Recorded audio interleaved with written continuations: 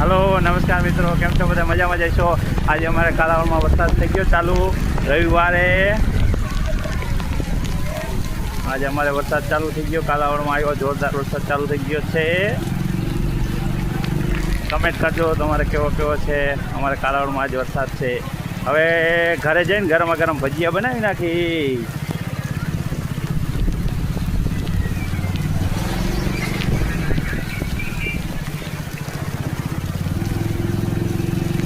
ચાલ લખો ઓલો અમે જો ઘોડા જો ઓલો